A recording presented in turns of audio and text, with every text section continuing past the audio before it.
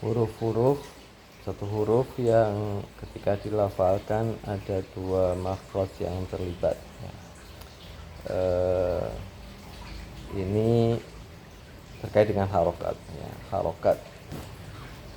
Harokat itu banyak saya dapatkan dari video-video, dari penjelasan guru-guru saya juga, bahwa fathah itu alif kecil, kemudian kasroh itu ya kecil, dhammah itu waw kecil.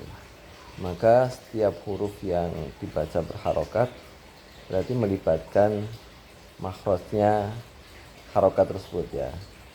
Nah, kalau kasusnya adalah wi, gitu kan,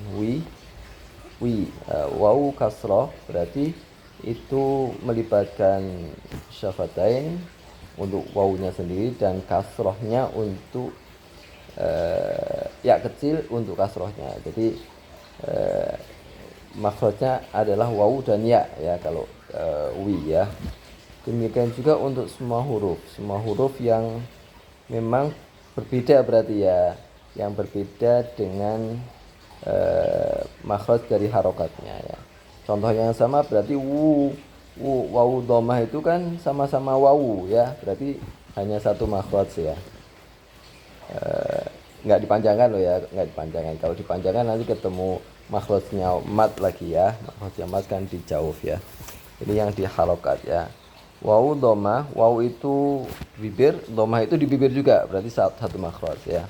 Tapi kalau wawu kasroh itu wawu di bibir, kasrohnya di ya, wi. Nah, gitu kan. Wa juga begitu, wa. Karena fathah itu alif kecil, maka melibatkan bibir dan jawf ya. Gitu kayaknya ya.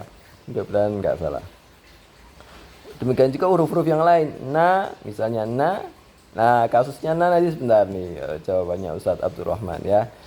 Contoh dulu yang lain, sa ya, misalnya sa ya. Sa itu berarti makhrajnya di ujung lidah dengan gigi seri bawah ya.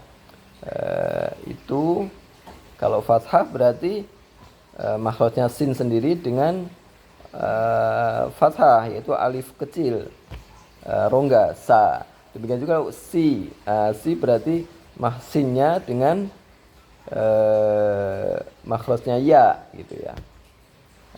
Bagaimana dengan sukun? Dengan sukun berarti satu makhraj as. Ketika sin sukun as, berarti satu makhraj. A-nya sendiri kan nggak dihitung ya. Sin kita bicaranya sin sukunnya ya.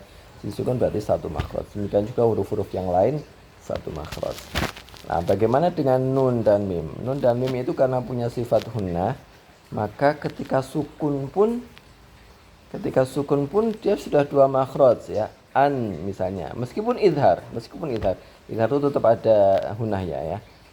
Idhar halqi itu nun sukunnya tetap ada sifat hunahnya meskipun sedikit. Tetap ada yang lewat khayshum, maka nun sukun itu berarti dua makhraj. Makhrajnya nun sendiri dengan khayshum. Nah, kalau harokat malah jadi tiga itu. Nah ya, jadi makhrajnya nun sendiri, kemudian khayshum untuk hunahnya, dan untuk fathahnya itu di jawf atau kasroh ketika ni ya, berarti di ya.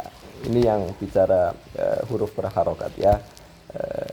Yang lain-lain seperti idgham bi gunah, ya idgham bi gunah kita bahas. Ini menurut persepsi saya ya, mungkin salah, tapi mudah-mudahan benar ya. Idgham bi gunah benar, idgham bi gunah berarti miu ya, tapi minya saya hilangkan. Berarti kan ada wawu dan khayshum ya. Tapi itu kan sebetulnya dua huruf ya. Nun dan wawu ini kan tadi pertanyaannya satu huruf ya. Dua huruf kalau itu ya, dua huruf. Memang ada nunnya, khayshumnya, meskipun nggak lidah ya.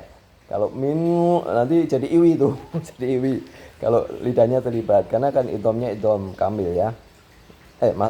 Idgham nakis ya. Artinya tapi makhrajnya sudah tidak terlibat ya.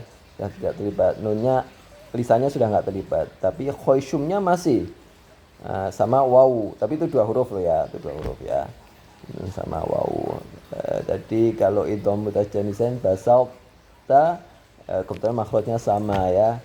yang berdekatan, mungkin mutaqaribain apa contohnya, ba sama mim makhrajnya sama, mutajanisanya. Kalau yang mutaqaribain qaf alam nakhluqkum, nah ini berarti tapi kan dua huruf juga itu ya, dua huruf ya.